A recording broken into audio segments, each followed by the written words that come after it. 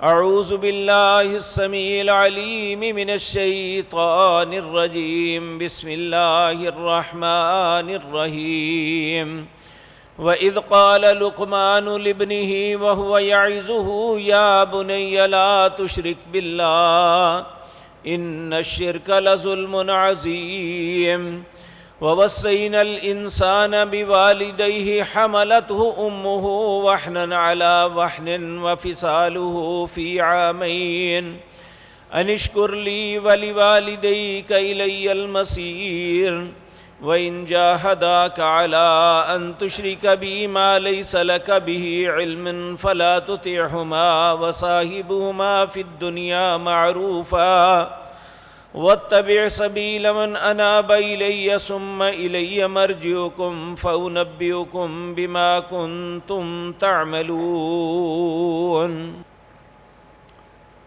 حضرات محترم، گزشتہ 2 مجلسوں سے حقوق اور فرائض کی بات آپ کے سامنے عرض کر رہا ہوں۔ اولاد پر والدین کے کیا حق ہیں، بیوی پر خامند کا کیا حق ہے، اور خامند کا بیوی پر کیا حق ہے، یہ باتیں آپ کے سامنے عرض کی۔ آج کی مجلس میں بحیثیت والدین اولاد کے حقوق ہم پہ کیا ہے، اللہ رب العزت ہمیں اس معاملے میں کیا رہنمائی فرماتے ہیں۔ نبی مکرم جناب محمد الرسول اللہ صلی اللہ علیہ وسلم نے ہمیں کیا تلقین فرمائی، اللہ کی توفیق سے یہ بات آپ کے سامنے عرض کرنی ہے۔ لیکن یہ بات ذہن میں رکھیں کہ اس میں کوئی شک نہیں ہے، ہم اس بات کا 1000 مرتبہ بھی انکار کریں تو اولادوں کے معاملے میں ہم میں سے اکثر و بیشتر غفلت کا شکار ہیں۔ ہم پہ جو اللہ نے اولاد کے متعلق حقوق لازم کیے ہیں اس معاملے میں ہم کوتاہی کا شکار ہیں، لیکن اپنی کوتاہی کو تسلیم کرنے کے بجائے اولادوں کو برا بھلا کہہ دیتے ہیں، حالانکہ وہ ایک ایسا نرم و نازک پودا ہے، ہم جیسے اسے ڈھالنا چاہیں وہ ڈھل سکتا ہے، جیسی تربیت کریں گے وہ ویسا بن سکتا ہے۔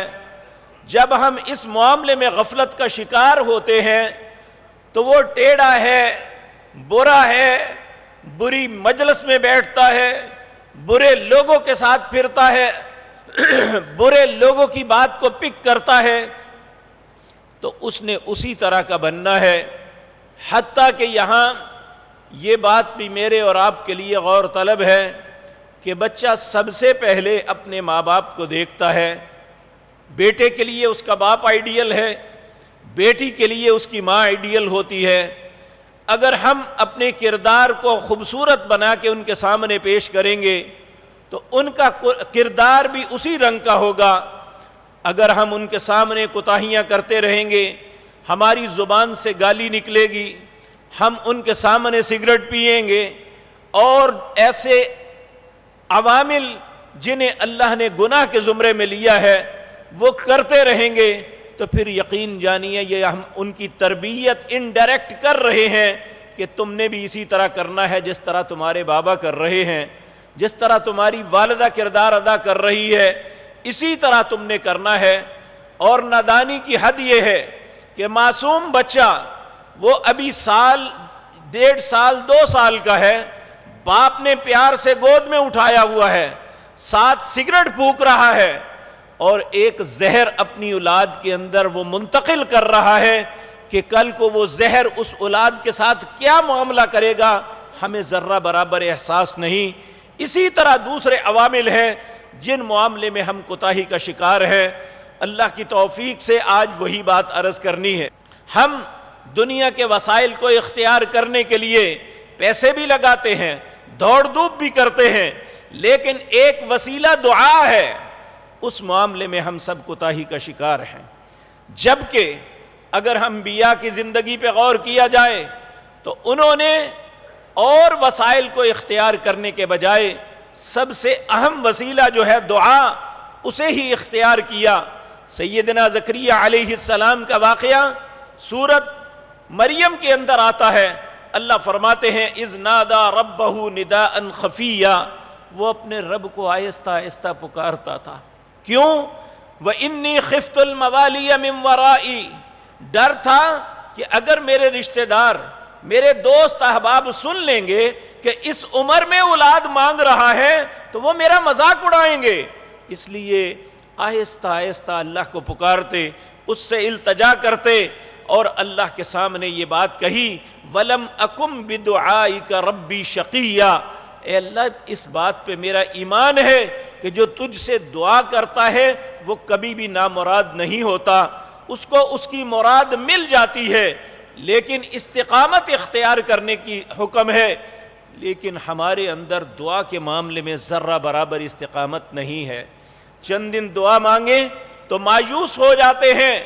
حضرت یعقوب علیہ السلام جو اپنے بیٹے کی جدائی میں تڑپ رہے تھے، جب دوسرا بیٹا بھی چلا گیا، بنیامین بھی چلا گیا، تو اس وقت انہوں نے ایک بات کہی تھی کہ اللہ سے مایوس تو صرف کافر ہوتے ہیں، مایوس نہیں ہوں، میرا رب میرے بیٹے مجھے ضرور ملائے گا. اور 32 یا 32 سال کے بعد اللہ نے بیٹوں کو ملایا اور وہ عزت و شرف عطا کیا. اس کا سبب یہ صبر، دعا، اللہ پہ توکل جو ہے یہ بہت بڑی چیز ہے جو آج ہم میں سے ختم ہوتا جا رہا ہے. اور اللہ رب العزت نے قرآن عزیز کے اندر واضح طور پہ فرمایا وَمَن يَتَوَكَّلْ عَلَى اللَّهِ، جو اپنے رب پہ بھروسہ کرتا ہے فَهُوَ حَسْبُهُ، اللہ اس کے لیے کافی ہو جاتا ہے. سیدنا ابراہیم خلیل اللہ علیہ السلام، آپ انتہائی جوانی کے اندر اپنے ملک سے نکلے، وہاں اللہ سے دعا کی کہ اے اللہ میں یہاں سے جا رہا ہوں، انی ذاہب الی ربی سیہدین، میں اب یہاں سے نکل رہا ہوں. جب بادشاہ بھی مخالف، باپ بھی مخالف اور پوری مملکت کے لوگ بھی مخالف، واحد مسلمان ہیں. ان ابراہیم کان امۃ واحدہ، اور نکلتے ہوئے کہنے لگے انی ذاہب، اب میں یہاں سے جا رہا ہوں، میرا رب میری رہنمائی کرے گا. اور پھر اللہ سے دعا شروع کی رب ہب لی من الصالحین، اے اللہ مجھے اچھی اولاد عطا فرما دے. اور یہ بات ذہن میں رکھیں کہ سب سے پہلے صرف دعا اولاد کے لیے، صرف اولاد نہیں مانگنی چاہیے، اچھی اولاد کے لیے اللہ سے التجا کرنی ہے. انبیاء کی زندگیوں میں، ان کی دعاؤں میں جب ہم دیکھتے ہیں جو اللہ نے قرآن کریم میں فرمائی، کسی نے کہا رب حب لی من لدنک ذریۃ طیبہ، اے اللہ مجھے نیک اور پاکیزہ اولاد عطا فرما. کسی نے کہا رب حب لی من الصالحین، اے اللہ نیک بیٹا عطا کر دے. اور میرے عزیز بھائیوں، جب اولاد مل جاتی ہے تو پھر جو ہمارا طرز عمل ہوتا ہے، انبیاء کا یہ طرز عمل کبھی بھی نہیں ہوا. 86 سال کی عمر ہے، سیدنا ابراہیم علیہ السلام کو اللہ نے بیٹا دیا اسماعیل، اور اس کے بعد اسحاق دیا. تو کیا کہا الحمدللہ الذی وہب لی علی الکبر اسماعیل و اسحاق ان ربی لسمیع الدعاء. تمام تعریفیں اس اللہ کی ہیں، الحمدللہ، تمام تعریفیں اللہ کی ہیں. الذی، اللہ وہ ذات پاک ہے، وہب لی علی الکبر اسماعیل و اسحاق، جس نے مجھ بوڑھے کو بڑھاپے کے اندر اسماعیل اور اسحاق عطا فرمائے. ان ربی لسمیع الدعاء، میرا رب دعاؤں کو سننے والا ہے. پھر آگے کیا مانگا اپنی اولاد کے حق میں، اپنے حق میں کیا مانگا؟ رب اجعلنی مقیم الصلاۃ ومن ذریتی، اے اللہ مجھے بھی نمازی بنا اور میری اولاد کو بھی نمازی بنا. انبیاء نے ہمیشہ اپنی اولادوں کے حق میں دعائیں مانگی ہے. آپ دیکھیں یوسف علیہ السلام کے بھائیوں نے کیا کچھ نہیں کیا تھا. پہلے انہیں قتل کرنے کی کوشش کی، پھر کنویں میں پھینکا، پھر کنویں سے نکالا ایک گروہ نے تو ان کے آگے بیچ دیا. یہ ساری کیفیتیں. لیکن جب ہم حضرت یعقوب علیہ السلام کی زندگی کا مطالعہ کرتے ہیں، اتنی اذیت اور اتنی تکلیف دینے کے باوجود انہوں نے اپنے بیٹوں کے لیے بد دعا نہیں کی تھی.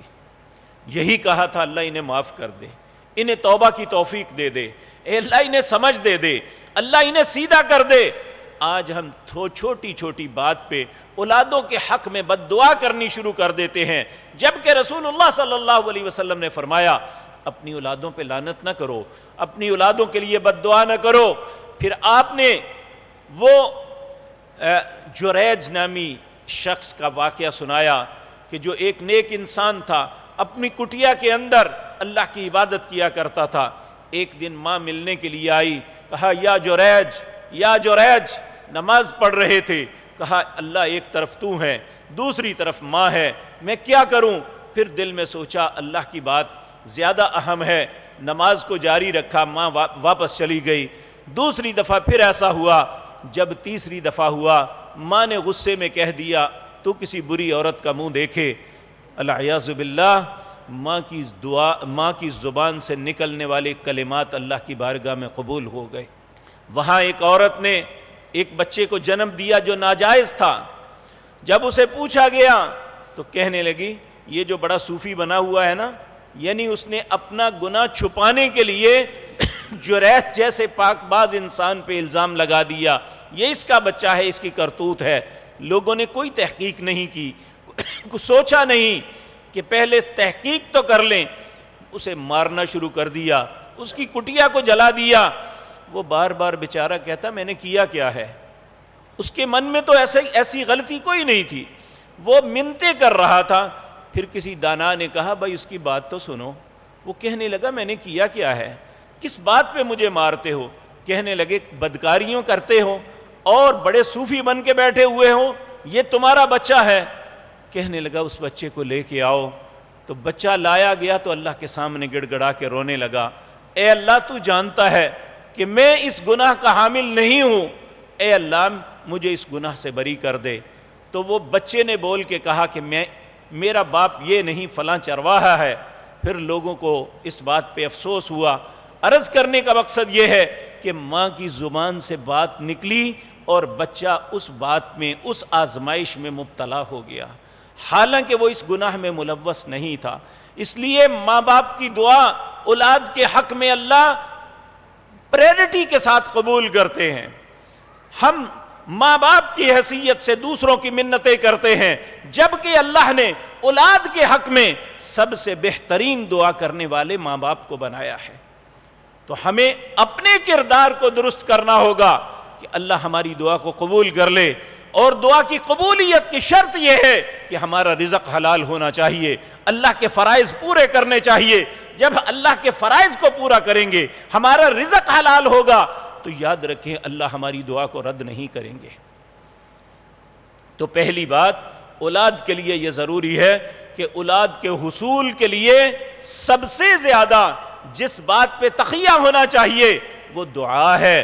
نبی کریم صلی اللہ علیہ وسلم نے فرمایا لا يرد القضاء الا الدعاء، اللہ کے فیصلے کو اگر کوئی چیز بدل سکتی ہے تو وہ ابن آدم کی دعا ہے، کہ وہ جب گڑ گڑا کے اللہ کے سامنے روتا ہے، اس کے سامنے التجا کرتی ہے، اپنی بے بسی کا اظہار کرتا ہے، اللہ کی عزت و عظمت کا اقرار کرتا ہے، تو اللہ رب العزت کو اس وقت اپنے بندے پہ ترس آ جاتا ہے۔ تو آپ دیکھیں حضرت زکریا علیہ السلام نے جب دعا مانگی، چھپ چھپ کے مانگ رہے ہیں، لوگوں کو پتہ نہ لگ سکے، پھر اللہ نے کہا یا زکریا انا نبشرک بغلام اسمہ یحییٰ لم نجعل له من قبل سمیا، اے زکریا میں تمہیں بیٹا دینے لگا ہوں جس کا نام یحییٰ ہوگا، اس سے پہلے ایسے نام کا کوئی بچہ نہیں ہوگا۔ تو اللہ کہنے لگے قال رب انا یکون لی غلام، دعا مانگ رہے ہیں لیکن جو ظاہری حالات ہیں ان کو محسوس کرتے ہوئے کہتے ہیں اے میرے رب انا یکون لی غلام، مجھے کیسے بیٹا ہو سکتا ہے، وکانت امراتی عاقر، میری بیوی بانجھ ہے، وقد بلغت من الکبر عتیہ، میں بڑھاپے کی انتہا کو پہنچا ہوا ہوں، اولاد کیسے ہوگی؟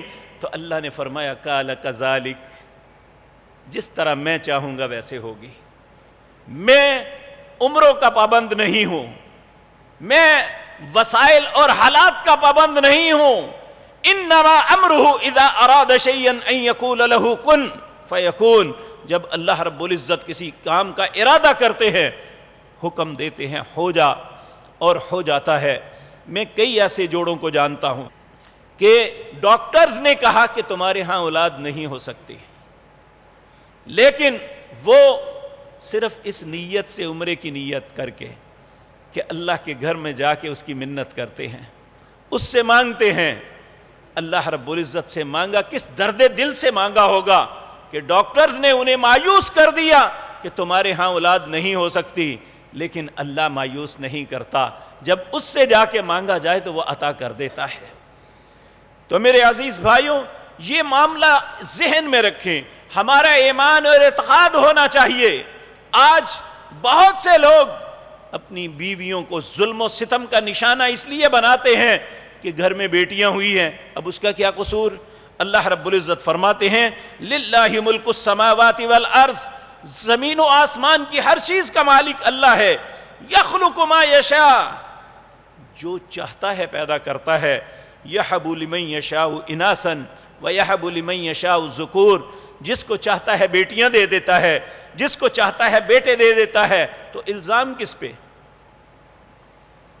خامد بیوی پہ الزام لگائے یا اللہ پہ لگائے؟ اللہ کہتے ہیں یہب لمن یشاء اناسا ویہب لمن یشاء الذکور، یہ میری مرضی ہے، میں کسی کو بیٹیاں عطا کروں یا کسی کو بیٹے دوں۔ کتنے انبیاء ہیں جنہوں بیٹیاں اللہ نے عطا کی ہیں؟ تو بیٹیوں کی وجہ سے بیوی کو طلاق دے دینا یا گھر والوں نے اس کی زندگی کو تنگ کر دینا اور اسے اس بات پر الزام دینا کہ تم بیٹیاں جنتی ہو، اللہ کہتے ہیں یہب لمن یشاء اناسا، اس ساس کو، اس خامد کی بہن کو، اس خامد کو اس بات پہ شرم کرنی چاہیے کہ اولاد تو اللہ دے رہا ہے، وہ کہتا ہے یہب لمن یشاء اناسا، میں جس کو چاہتا ہوں بیٹیاں دیتا ہوں، ویہب لمن یشاء الذکور، جس کو چاہتا ہوں بیٹے دیتا ہوں۔ جب بیٹے یا بیٹیاں دینا اللہ کا اختیار ہے تو پھر الزام دوسرے پہ لگانے کے بجائے ہم اس کے سامنے سجدہ ریز ہو جائیں۔ اے اللہ میں محتاج ہوں تیرا، اے اللہ تو نے بیٹیوں سے نوازا، یہ رحمت ہے، اے اللہ مجھے بیٹا بھی عطا کر دے، تیرے خزانوں میں کیا کمی ہے؟ الزام لگانا اور زندگی کو تنگ کر دینا، یہ اللہ کے ساتھ دشمنی کرنے کے مترادف ہے، العیاذ باللہ۔ اللہ فرماتے ہیں او یزوجہم ذکرانا و اناسا، یہ میری مرضی ہے کہ بعض کو ملا کے دے دیتا ہوں، بیٹے بھی عطا کرتا ہوں، بیٹیاں بھی عطا کرتا ہوں، ویجعل من یشاء عقیما، کسی کو بانجھ کر دوں، یہ میری مرضی ہے۔ کہ سارے ڈاکٹرز، سارے ٹیسٹ ٹھیک ہوتے ہیں، اللہ کہتے ہیں میرا حکم ہی نہیں ہے، اجازت ہی نہیں ہے، نہیں ہوگا تو نہیں ہوتا، کیا کر سکتے ہیں؟ تو میرے عزیز بھائیوں، اس لیے سب سے پہلی بات اولاد کے حق میں ہمارا ایمان ہونا چاہیے، یہ اللہ کی عطا ہے، یہ اللہ کی مہربانی ہے، اس کی مہربانی سے ہمیں ملا ہے، اور یہ بہت بڑی نعمت ہے جو اللہ نے بیٹے یا بیٹی کی صورت میں ہمیں عطا کی ہے۔ اور آپ یہ بات یاد رکھیں، عمومی طور پہ ہر شخص کی چاہت ہوتی ہے کہ میرے بیٹے ہی ہوں، لیکن جن کے صرف بیٹے ہوتے ہیں نا، وہ بھی ساری زندگی ترستے ہوئے گزارتے ہیں، کاش مجھے اللہ ایک بیٹی عطا کر دیتا۔ اور جو بیٹیاں اپنے ماں باپ کے ساتھ کرتی ہیں، شاید بیٹے وہ پرواہ بھی نہ کرتے ہوں، 4-5 بیٹے وہ حق نہیں ادا کر سکتے جو ایک بیٹی اپنے ماں باپ کے لیے کرتی ہے، تو ہم اسی کی مخالفت، اسی کے حق میں برا سوچتے ہیں۔ تو اللہ رب العزت نے ہمیں یہ بات باور کروائی، انبیاء کی زندگی، ان کی سیرت کو ہمارے سامنے رکھا کہ پہلی بات، جب اولاد مانگو تو نیک مانگو، جب مل جائے تو اسے اللہ کی عطا سمجھو، وہ بیٹی ہے یا بیٹا، یہب لمن یشاء اناسا ویہب لمن یشاء الذکور او یزوجہم ذکرانا و اناسا۔ سورۃ شورى آیت نمبر 49 اور 50 اپنے گھر میں پڑھ کے دیکھ لینا، 25واں پارہ ہے اور اس پارے کی پہلی سورت ہے۔ اس سے پہلی سورت، اس کا ایک رکوع پچھلے پارے سے آگے آتا ہے، اس کے بعد یہ سورت شروع ہوتی ہے۔ تو اللہ رب العزت اس میں فرما رہے ہیں یہب لمن یشاء اناسا ویہب لمن یشاء الذکور او یزوجہم ذکرانا و اناسا ویجعل من یشاء عقیما۔ انہ علیم قدیر، اللہ جانتا ہے میں کس کو کیا دینا ہے، اور وہ قدرت رکھتا ہے، اس کی قدرت میں کسی کو دخل نہیں ہے۔ العیاذ باللہ، جو یہ سمجھتے ہیں کہ فلاں کے کہنے پہ یہ ہو جائے گا، انہیں اپنے رویے پہ غور کرنا چاہیے۔ تو میرے عزیز بھائیوں، حضرت ابراہیم علیہ السلام کی سیرت اپنی اولاد کے متعلق میں نے آپ کے سامنے عرض کیا۔ سورت ابراہیم ہے، اس کے آخری رکوع میں فرمایا الحمدللہ الذی وہب لی علی الکبر اسماعیل و اسحاق ان ربی لسمیع الدعاء۔ اے اللہ، تو اس دعاؤں کو سننے والا، اب تو نے مجھے بیٹے دے دیے۔ اللہ ایک دعا اور بھی مان لے، وہ کیا؟ رب اجعلنی مقیم الصلاۃ ومن ذریتی۔ اے اللہ مجھے بھی نمازی بنا، میری اولاد کو بھی نمازی بنا۔ ربنا وتقبل دعاء، اے اللہ جس طرح اولاد کے حصول کے لیے میری دعا کو قبول کیا ہے، میری اولاد کی نیکی اور نماز کے متعلق بھی میری دعا کو قبول کر لینا۔ رب اجعلنی مقیم الصلاۃ ومن ذریتی ربنا وتقبل دعاء۔ پھر اپنے ماں باپ کے لیے بھی کہا، یہ اچھی اولاد کا ہوتا ہے۔ حالانکہ باپ کا رویہ غلط تھا، اس نے کہا تھا یا ابراہیم اعرض عن ھذا، اے ابراہیم اعراض کر، مجھ سے الگ ہو جا، میرے اور میرے خداؤں کے درمیان سے ہٹ جا۔ لئن لم تنتہی لارجمنک واہجرنی ملیا، اگر تو باز نہ آیا میں پتھر مار مار کے مار دوں گا۔ اس کے باوجود ابراہیم کی تربیت اچھی تھی، اللہ رب العزت کے نیک بندے تھے، پھر بھی باپ کے لیے کہا ربنا اغفر لی ولوالدی، اے اللہ میرے ماں باپ کو بخش دینا۔ وللمؤمنین یوم یقوم الحساب، دنیا میں جتنے بھی اچھے لوگ ہیں قیامت تک اچھے لوگ آئیں گے، اے اللہ سب کو بخش دے۔ تو ابراہیم علیہ السلام کی یہ دعا ہمیں بھی اپنی اولاد کے لیے، اپنے والدین کے لیے یہ دعا کا ہتھیار کبھی نہیں چھوڑنا چاہیے۔ اور دعا کے معاملے میں مایوس وہی ہوتا ہے، العیاذ باللہ۔ حضرت یعقوب علیہ السلام نے کہا انہ لا ییأس من قوم کافرین، اللہ سے مایوس تو کافر صرف ہوتا ہے، اہل ایمان کبھی اللہ سے مایوس نہیں ہوتے۔ تو میرے عزیز بھائیوں، ابراہیم علیہ السلام نے اپنی اولاد کی زندگی میں کبھی بھی کوتاہی نہیں کی دعا کے معاملے میں۔ جب بیٹا جوان ہو جاتا ہے، آپ کے ساتھ مل کے کعبۃ اللہ کو تعمیر کرتا ہے، تو اس وقت بھی کہا ربنا وجعلنا مسلمین، اے اللہ میں اور میرے بیٹے نے جو کیا ہے نا، اس کا ہمیں رزلٹ کیا دے، اس کا انعام مجھے کیا ملے؟ ربنا وجعلنا مسلمین، اے اللہ ہم دونوں کو اپنا فرما بردار رکھنا۔ ہم کیا مانگتے ہیں اور انبیاء کی سوچ کیا ہے کہ ایک بہت عظیم کام کیا، وَإِذْ يَرْفَعُ إِبْرَاهِيمُ الْقَوَاعِدَ مِنَ الْبَيْتِ وَإِسْمَاعِيلُ، ابراہیم اور اسماعیل نے بیت اللہ کو تعمیر کرنے کے بعد کہا ربنا تقبل منا انک انت السمیع العلیم، اے اللہ اس کو قبول کر لینا اور اب مجھے اس کا بدلہ دے۔ بدلہ کیا ہے؟ ربنا وجعلنا مسلمین، اے اللہ مجھے اور میرے بیٹے کو اپنا فرما بردار رکھنا۔ وَمِن ذُرِّيَّتِنَا، اے اللہ اس کے بعد جو ہماری اولادیں پیدا ہوں گی انہیں بھی اپنا فرما بردار رکھنا۔ وَأَرِنَا مَنَاسِكَنَا، ہمیں حج کے طریقے سکھا دے، کیونکہ حج کا طریقہ وہ ہے جو حج کر لیتا ہے اس کی زندگی کے سارے گناہ دھل جاتے ہیں جس دن وہ حج کر کے لوٹتا ہے۔ اگر اس کا حج اللہ کی بارگاہ میں مقبول ہو تو اس طرح لوٹتا ہے جس طرح آج اس کی ماں نے اسے جنا۔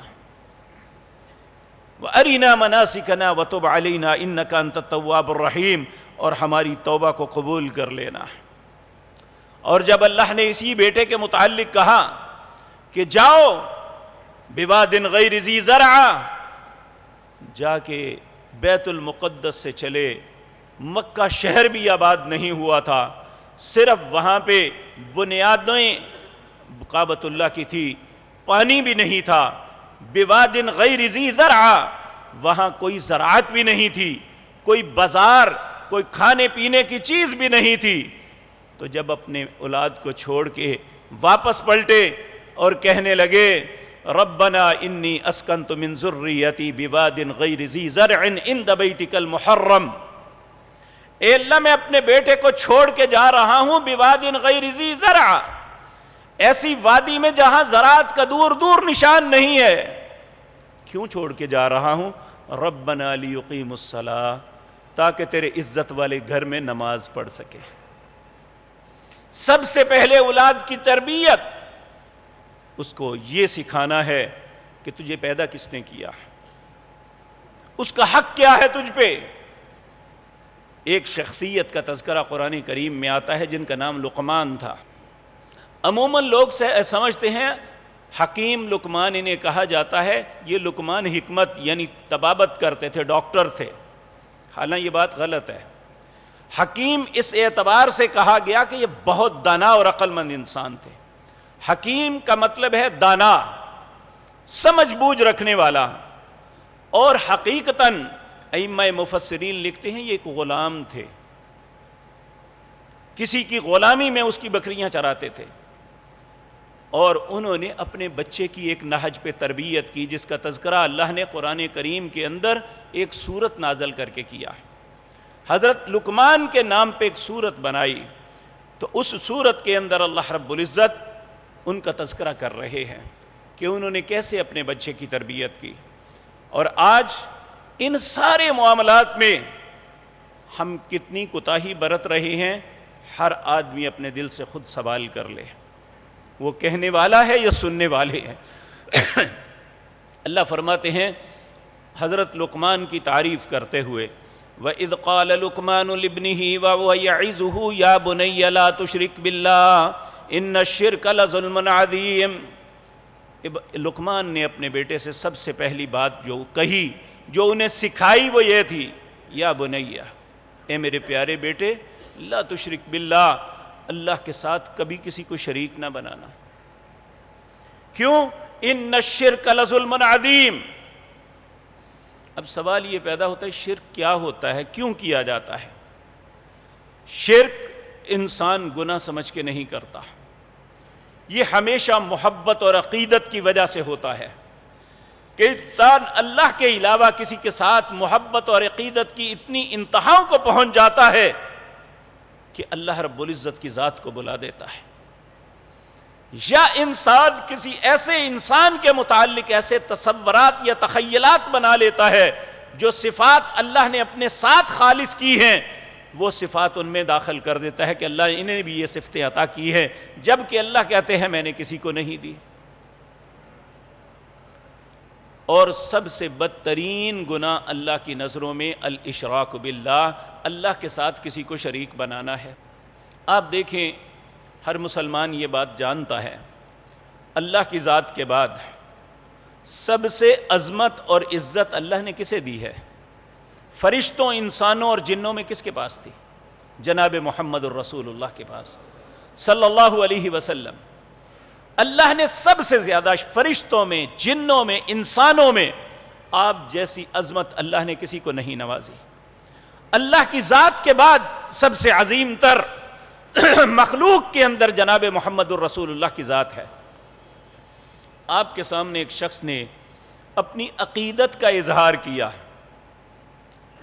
یعنی گناہ سمجھ کے نہیں، اپنی عقیدت کا اظہار اس طرح کرتا ہے، کہتے ہیں اللہ کے پیارے حبیب صلی اللہ علیہ وسلم، ما شاء اللہ وشئت، جو اللہ اور آپ چاہیں وہ ہوتا ہے۔ نبی کریم صلی اللہ علیہ وسلم غصے سے فرمانے لگے، اتجعلون للہ ندا، مجھے اللہ کا شریک بنا رہا ہے؟ قل ما شاء اللہ وحدہ، کہ جو اکیلا اللہ چاہتا ہے صرف وہ ہوتا ہے۔ وما تشاءون الا ان یشاء اللہ، اللہ نے قرآن کریم میں کتنے مقام ہیں جہاں یہ فرمایا جو اللہ چاہتا ہے وہ ہوتا ہے، جو آپ چاہتے ہیں وہ نہیں ہوتا۔ وما تشاءون، جو تم چاہتے ہو وہ نہیں ہوگا، الا ان یشاء اللہ، جو اللہ چاہتا ہے وہ ہوگا۔ تو نبی مکرم صلی اللہ علیہ وسلم نے اپنی ذات کے متعلق اسے کہا کہ نہیں، تم مجھے اللہ کا شریک مت بناؤ، کل، کہو ما شاء اللہ وحدہ۔ تو سب سے پہلی اولادوں کو جو بات سبق پڑھانا چاہیے وہ یہی کہ اللہ کے ساتھ کسی کو شریک نہیں بنانا. مشکل کشا صرف اللہ کی ذات ہے، حاجت روا صرف اللہ کی ذات ہے، بگڑی بنانے والی صرف اللہ کی ذات ہے. سورت یونس کی آخری آیات میں فرمایا وَإِن يَمْسَسْكَ اللَّهُ بِضُرٍّ فَلَا كَاشِفَ لَهُ إِلَّا هُوَ. جب اللہ کسی مصیبت میں مبتلا کرتا ہے تو اللہ کے علاوہ اس مصیبت سے کوئی نہیں نکال سکتا. وَإِن يُرِدْكَ بِخَيْرٍ فَلَا رَادَّ لِفَضْلِهِ. اگر اللہ کچھ بھلائی دینا چاہتا ہے دنیا کی کوئی طاقت اللہ کی بھلائی کو نہیں روک سکتی. اور ہم ہر نماز کے بعد نبی مکرم کی تعلیم دی ہوئی اس دعا کو اللہ کے سامنے عہد کے طور پہ پڑھتے ہیں. اللہم لا مانع لما آتیتہ ولا معطی لما منعتہ ولا ينفع ذا الجد منک الجد. اے اللہ جسے تو عطا کرے اس سے کوئی روک نہیں سکتا، اے اللہ جس سے تو روک لے اسے کوئی دے نہیں سکتا. دنیا کا کوئی طاقتور، کوئی مالدار، کوئی صاحب علم نہ کسی کا بگاڑ سکتا ہے نہ سنوار سکتا ہے جب تک تو نہ چاہے. تو اس کے بعد بھی کوئی بات رہ جاتی ہے کہ فلاں بھی دے سکتا ہے، فلاں ایسا کر سکتا ہے، فلاں ویسا کر سکتا ہے. جب کہ ہم ہر نماز کے بعد اس بات کا اقرار کرتے ہیں اللہ کے سامنے کہ میرا عقیدہ یہ ہے اللہم لا مانع لما آتیتہ ولا معطی لما منعتہ ولا ينفع ذا الجد منک الجد. اگر یہ درست ہے اور پھر ہم سورۃ فاتحہ کے اندر اللہ کو کیا یقین دلاتے ہیں ایاک نعبد و ایاک نستعین. اے اللہ میں صرف تیری عبادت کرتا ہوں. عبادت دعا بھی ہے، عبادت پکارنا بھی ہے، عبادت مدد کے لیے التجا بھی کرنا ہے، استغاثہ دائر بھی کرنا ہے. تو یہ ساری چیزیں اللہ کے ساتھ خاص ہیں. تو سب سے پہلی بات جو لقمان علیہ السلام نے اپنے بیٹے کو سمجھائی وہ یہ تھی یا بنی لا تشرک باللہ. اے میرے بیٹے کبھی بھی اللہ کے ساتھ کسی کو شریک نہ بنانا. ان الشرک لظلم عظیم. شرک بہت بڑا ظلم ہے. اس کے بعد والدین کے احترام کا حکم دیا کہ والدین کے ساتھ کس طرح رویہ کرنا ہے، یہ میں پہلے آپ کو عرض کر چکا. اور پھر اس کے بعد کہا وَإِن جَاهَدَاكَ عَلَىٰ أَن تُشْرِكَ بِي مَا لَيْسَ لَكَ بِهِ عِلْم. یہ ماں باپ جن کے متعلق اللہ نے فرمایا اف بھی نہیں کرنا، ان کے ساتھ بدتمیزی نہیں کرنی، ان کے سامنے ہمیشہ اپنے آپ کو نرم لہجے میں جھکا کے رکھنا ہے. کہا اگر یہ والدین بھی لا علمی میں شرک کا حکم دیں تو نہیں ماننا.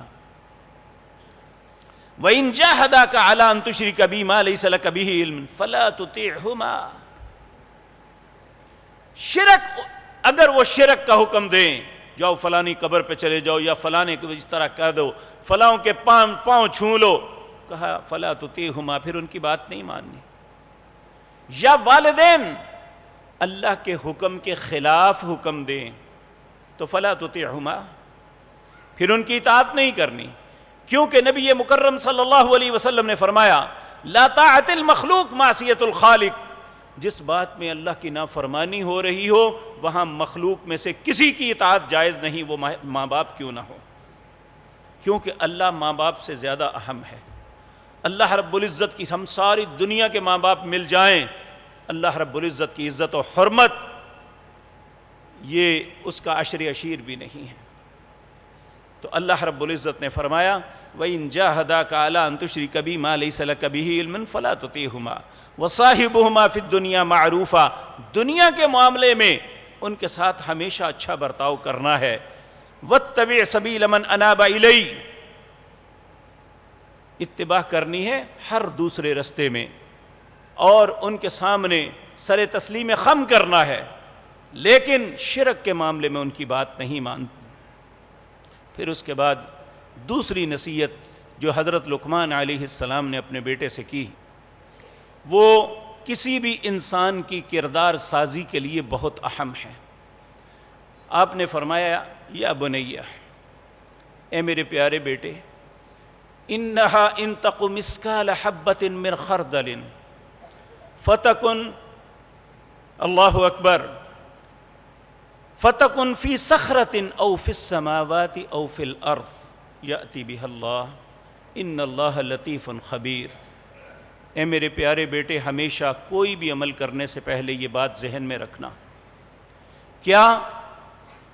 یا بنی انہا ان تک مثقال حبۃ، دانے کے، آپ نے گندم کا دانہ دیکھا ہوگا، اس کے درمیان میں ایک لکیر پیٹ ہوتا ہے اس کا، اس کے اندر ایک چھوٹا سا چھلکا یا ایک چھوٹا سا دھاگا سا ہوتا ہے جو اتنا باریک بعض اوقات ہوتا ہے نظر بھی نہیں آتا.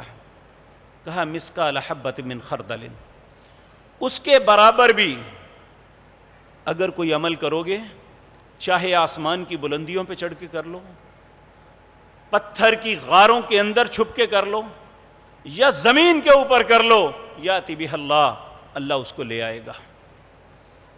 ہمارا کوئی بھی عمل اللہ کی نظروں سے الگ نہیں ہے، بلکہ ہمیں آج کے دور میں یہ بات یاد رکھنی چاہیے. ہم بڑی جلدی اپنی زبان سے بعض اوقات ایسی بات نکال دیتے ہیں جو سراسر غلط اور ناجائز ہوتی ہے. تو اللہ رب العزت نے سورۃ قاف کے اندر فرمایا ما یلفظ من قول الا لدیہ رقیب عتید. تم اپنی زبان سے ابھی کلمہ نکالتے ہو تو اللہ کی طرف سے ایک رقیب فرشتہ ہے. رقیب کہتے ہیں ایسے شخص کو جو اپنے دل میں رقابت رکھ کے دوسرے کی کسی غلطی کو نظر انداز نہیں کرتا، اس کی ہر غلطی کو کیچ کرتا ہے. کہا اللہ نے ایک رقیب تم پہ مقرر کیا ہے، تمہاری زبان سے بات نکلتی ہے تو وہ فوراً کیچ کر لیتا ہے. تو میرے بھائیوں،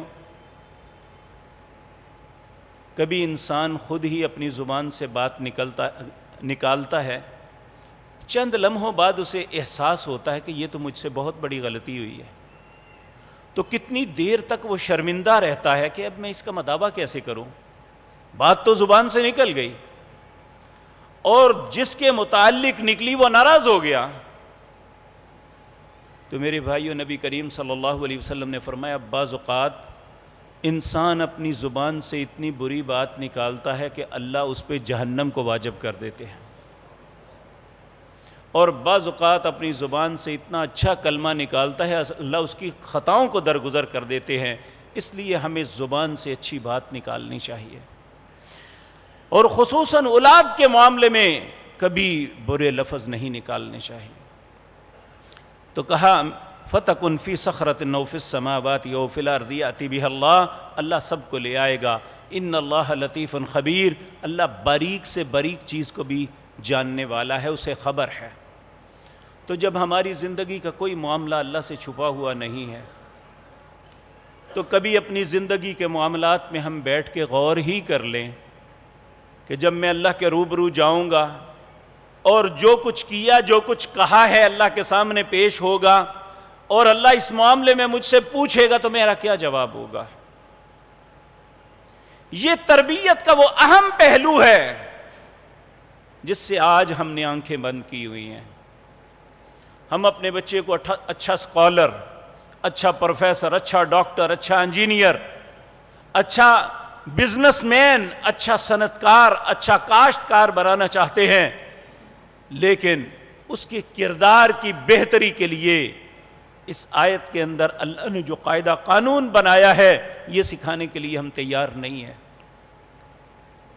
اپنے آپ سے پوچھ لیں، کبھی اپنے بچے سے بیٹھ کے کہا ہے یا بنی، اے میرے پیارے بیٹے، انہا ان تک مثقال حبۃ من خردل فتکن فی صخرۃ او فی السماوات او فی الارض یاتی بہا اللہ، اللہ لے آئے گا سب کچھ، اس لیے سوچ سمجھ کے کرنا. اللہ اکبر. پھر فرمایا یا بنیا، اے میرے پیارے بیٹے، اقم الصلاۃ، نماز کو قائم کرنا. ایک چھوٹا سا پمفلٹ عربی میں آیا تھا، ہم نے اس کا اردو ترجمہ کروا کے بھی تقسیم کیا تھا. ایک عرب عالم دین نے تربیت اولاد کے معاملے میں یہ پمفلٹ بنایا. آج ہماری مساجد میں اگر کوئی بچہ آ جائے نا تو ہمارے جو بزرگ نمازی ہیں بڑے ناراض ہوتے ہیں، حالانکہ یہ ہمارا مستقبل ہے. نبی کریم صلی اللہ علیہ وسلم نے فرمایا جب تمہارا بچہ 7 سال کا ہو جائے تو اسے نماز کے لیے لے جاؤ. تو انہوں نے لکھا ہے اگر ایک آدمی اپنے بچے کو 7 سال کی عمر میں گھر سے باہر لے جاتا ہے تو اس وقت بچے کی بڑی چاہت ہوتی ہے کہ کہ میں اپنے بابا کے ساتھ باہر جاؤں.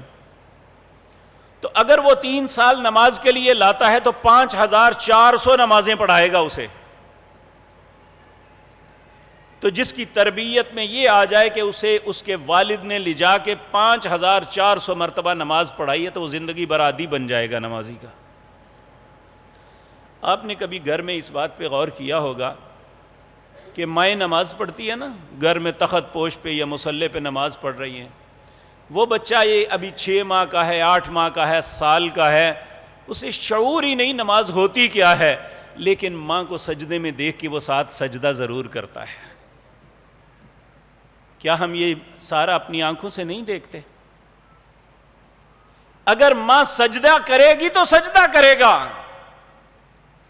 بلکہ ایک افسوسناک بات, مجھے ایک دوست نے کافی سال پہلے ایک کلپ بھیجا, نیشنل جغرافی ایک چینل پہ ایک انہوں نے ڈاکومنٹری دکھائی کہ ایک عورت جو پریگننسی میں ہے تو وہ اس نے میوزک لگایا ہوا ہے اور وہ میوزک کی آواز پہ خود بھی اپنے جسم کو تھرکا رہی ہے, بیٹھی بیٹھی کبھی ٹانگ کبھی ہاتھ اس طرح ہلا رہی ہے, اور وہ الٹرا ساؤنڈ کے ذریعے تصویر دکھاتے ہیں کہ اس کا بچہ بھی پیٹ میں وہی عمل کر رہا ہے جو ماں کر رہی ہے. تو اب آپ بتائیں کہ وہ ان پڑھ مائیں جو ہماری دادیاں تھیں, انہیں اس بات کا علم نہیں تھا کہ آنے والی میڈیکل سائنس ہمیں یہاں تک سکھلا دے گی, لیکن انہیں یہ پتا تھا کہ اب اللہ نے میرے پیٹ میں ایک پھل لگانا شروع کر دیا ہے, اب اس پھل کے لیے مجھے خیر کے کام کرنے ہیں. وہ مائیں روزے رکھا کرتی تھی پریگننسی کے دوران, وہ مائیں قرآن کی تلاوت کیا کرتی تھی, وہ اللہ کی تسبیحات کرتی تھی, پیارے نبی پر درود و سلام بھیجتی تھی کہ اللہ میرے پیٹ کے اندر ایک نیا مہمان بنا رہا ہے, اس کے کردار پہ میرا کردار اثر انداز ہوگا. آج ہماری مائیں, ہماری بیٹیاں, ہماری بہنیں یہ چیز بھول گئی ہیں. آج وہی کچھ کرتی ہیں جو نیشنل جغرافی ایک چینل پہ انہوں نے دکھایا تھا کہ اگر آج وہ میوزک سنیں گی, آج وہ بے نماز بن کے یہ وقت گزاریں گی, تو اولاد پہ کبھی بھی اچھے اثرات نہیں پیدا ہوں گے. اولاد کی تربیت ماں کے پیٹ کے اندر شروع ہو جاتی ہے, اور اس کے بعد ایک لفظ دنیا کے اندر ہمیشہ سے آیا ہے, مہد سے لے کر لحد تک, یعنی ماں کی گود سے لے کر قبر تک انسان کو اچھائی کی تعلیم سیکھنی چاہیے. تو ہم کہاں تک کرتے ہیں؟ ہمیں گلہ ضرور ہے اپنے بچوں پہ کہ بچے بدتمیز ہیں, ماں باپ کی عزت و حیا نہیں کرتے. ہم نے تربیت میں کون سا ایسا حسن دکھایا ہے جو لقمان نے اپنے بیٹے کے لیے دکھایا تھا کہ اس کا رب اتنا راضی ہو گیا کہ اللہ نے قرآن کے اندر ان کے نام پہ ایک سورت بنا دی. انہوں نے جو کردار ادا کیا تھا قرآن کی آیتیں بنا کے نازل کر دی. یا بنیا, اے میرے پیارے بیٹے, اقیم الصلاۃ, نماز کو پڑھ. اور پھر ایک ایسا پروسیس دیا جو اللہ نے امت محمد الرسول اللہ کو بھی دیا. کہا وَأْمُرْ بِالْمَعْرُوفِ وَانْهَ عَنِ الْمُنْكَرِ, نیکی کا حکم دینا, برائی سے روکنا. یہ ایک ایسا پروسیس ہے جب انسان کسی کو برائی سے منع کرتا ہے تو سب سے پہلے کہنے والے کو رکنا پڑتا ہے. اگر وہ نہیں رکتا تو اس کی بات میں اثر ہی کوئی نہیں ہے, وہ بکواس کر رہا ہے. وہ کس طرح کہہ سکتا ہے؟ وہ خود نماز نہیں پڑھتا تو کہے نماز پڑھو, وہ خود جھوٹ بولتا ہے لوگوں کو سچ بولو, خود چوری کرتا ہے لوگوں کو کہتا ہے نیکی کرو, خود حرام خور ہے لوگوں کو کہتا ہے حلال کھاؤ. یہ اللہ نے ایک ایسا پروسیس دیا ہے. نبی مکرم نے ارشاد فرمایا والذی نفسی بیدی, اس ذات کی قسم ہے جس کے قبضے میں محمد الرسول اللہ کی جان ہے, لتأمرن بالمعروف, تمہیں ضرور نیکی کا حکم کرنا ہوگا, ولتنہون عن المنکر, تمہیں ضرور برائی سے روکنا ہوگا. اگر ایسا کرنا چھوڑ دو گے تو پھر اپنی کسی بھی حاجت کے لیے اللہ سے دعا کرو گے, اللہ تمہاری دعا کو قبول نہیں کرے گا. تو یہ ایک ایسا پروسیس ہے، نیکی کو حکم دینا اور برائی سے روکنا۔ سب سے پہلے خود انسان برائی سے رکے گا، نیکی کرے گا تو دوسرے کے متعلق یہ بات سوچے گا۔ جو خود ہی صاحب کردار نہیں ہے، اللہ ہمیں صاحب کردار بنا دے۔ جو خود ہی اپنے کردار میں داغ لیے پھرتا ہے، وہ کس طرح کسی کو کہے گا؟ تو بیٹے سے کہا وَأْمُرْ بِالْمَعْرُوفِ وَانْهَ عَنِ الْمُنْكَرِ وَاصْبِرْ عَلَى مَا أَصَابَكَ۔ بیٹے یہ دنیا ہے، جنت نہیں ہے۔ یہاں اگر آسانی فراوانی ہے تو کسی وقت مصیبت بھی آ سکتی ہے۔ تو اگر بیماری، مصیبت، تکلیف، تنگ دستی آ جائے تو صبر کرنا، یہ اللہ کی تقسیم ہے۔ آپ دیکھیں، جس بندے کو یہ بات سمجھ آ جائے نا، یہ تقسیم اللہ کی ہے، وہ کبھی سوسائیڈ نہیں کرے گا، خودکشی نہیں کرے گا۔ اور آپ دیکھ لیں، ایک اچھا مسلمان کبھی خودکشی نہیں کرتا، ایک نمازی کبھی ایسا کردار نہیں ادا کرتا۔ مایوس وہ ہوتا ہے جسے اپنے کردار کے متعلق پتہ ہی نہیں کہ میں مسلمان ہوتے ہوئے میرا کردار کیا ہے۔ تو لقمان علیہ السلام نے اپنے بیٹے سے کہا تھا وَاصْبِرْ عَلَى مَا أَصَابَكَ، اگر مصیبت آ جائے تو صبر کرنا، إِنَّ ذَلِكَ مِنْ عَزْمِ الْأُمُورِ، مصیبت کے وقت، تکلیف کے وقت صبر کرنا حوصلہ مندوں کا کام ہے، یہ بزدلوں کا کام نہیں ہے۔ اللہ اکبر۔ پھر بیٹے سے کہا کہ اگر اللہ نے قوت و طاقت دی ہے، اگر مال و فراوانی دی ہے، اچھی سواری دی ہے، اچھا گھر دیا ہے، چہرہ خوبصورت بنایا ہے، وَلَا تُصَعِّرْ خَدَّكَ لِلنَّاسِ، لوگوں کے سامنے اپنے گالوں کو پھلا کے نہ چلنا کہ میں بڑا سونا ہوں، میں بڑا مالدار ہوں، میں بڑا طاقتور ہوں۔ وَلَا تُصَعِّرْ خَدَّكَ لِلنَّاسِ وَلَا تَمْشِ فِي الْأَرْضِ مَرَحًا، زمین پہ اکڑ کے نہ چلنا۔ ایک دوسرے مقام پہ اللہ فرماتے ہیں اِنَّكَ لَن تَخْرِقَ الْأَرْضَ وَلَن تَبْلُغَ الْجِبَالَ طُولًا، زمین پہ اکڑ کے چلنے سے پہلے یہ سوچ لے، نہ تو پہاڑوں جیسا بلند ہو سکتا ہے، نہ زمین کو پھاڑ سکتا ہے۔ کس بات پہ اکڑنا ہے؟ کبھی انسان اپنے میٹیریل پہ غور کرے کہ اللہ نے کس میٹیریل سے بنایا اتنا خوبصورت انسان۔ اگر آج کوئی انسان طاقتور ہے تو اللہ نے اسے بیماریوں سے بچایا تو وہ طاقتور ہوا نا۔ کس بات پہ اکڑ رہا ہے؟ وَلَا تُصَعِّرْ خَدَّكَ لِلنَّاسِ وَلَا تَمْشِ فِي الْأَرْضِ مَرَحًا إِنَّ اللَّهَ لَا يُحِبُّ كُلَّ مُخْتَالٍ فَخُورٍ، اللہ کسی شوخی خور اور تکبر کرنے والے کو پسند نہیں کرتا۔ نبی کریم صلی اللہ علیہ وسلم نے فرمایا جس بندے کے دل کے اندر ایک ذرے کے برابر بھی تکبر ہوا وہ جنت کی خوشبو بھی نہیں پائے گا۔ جنت کے حصول کے لیے ضروری ہے کہ ہمیں تواضع اختیار کرنی چاہیے۔ اگر باپ خود اپنے بیٹے کو اشکل دے گا، جا فلاں کے ساتھ لڑ کے آ، فلاں کو مار کے آ، فلاں کو گالی نکال کے آ، تو پھر وہ بچہ کبھی بھی ہمارے کنٹرول میں نہیں، وہ کل کو گالی ہمیں بھی نکالے گا۔ وہ بحیثیت اولاد باپ کے ساتھ بھی لڑائی کرے گا، اور ایسا ہو رہا ہے۔ جب ہم دوسروں کے گلے پڑواتے ہیں، ایک دن آتا ہے جب وہ باپ کے گریبان کو پکڑ کے کہتا ہے میرا حصہ منو دے۔ اللہ اکبر۔ وَقْصِدْ فِي مَشْيِكَ وَاغْضُضْ مِنْ صَوْتِكَ إِنَّ أَنْكَرَ الْأَصْوَاتِ لَصَوْتُ الْحَمِيرِ، اپنی آواز کو پست رکھ۔ یہ زور شور سے بولنا گدھوں کی طرح ہانکنا ہے، اور سب سے بری آواز گدھوں کی ہے۔ ہم جاتے آتے جب باتیں کرتے ہیں تو اس طرح زور زور سے بولتے ہیں، یہ حیادار لوگوں کا کام نہیں ہے۔ اللہ رب العزت یہ وہ کلمات تھے جو اللہ نے لقمان علیہ السلام کے متعلق فرمائے کہ انہوں نے جب ایسی اپنے بچے کی تربیت کی اور بچے کا کردار بھی خوبصورت ہوا اور رب بھی خوش ہو گیا۔ اور آج اگر ہم بھی اس بات کے متمنی ہیں کہ ہماری اولادیں ہمارے کہے میں ہوں، ہماری اولادیں ہماری عزت کریں، ہماری اولادیں دنیا کے اندر ہمارے لیے باعث عزت اور فخر ہوں کہ ہم کہہ سکیں میرا فلاں بیٹا ہے جی،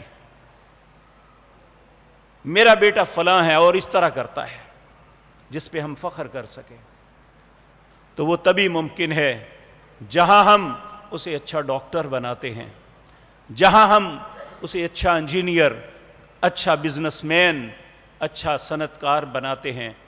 اپنے بچوں کو اچھا مسلمان بھی بنانا چاہیے۔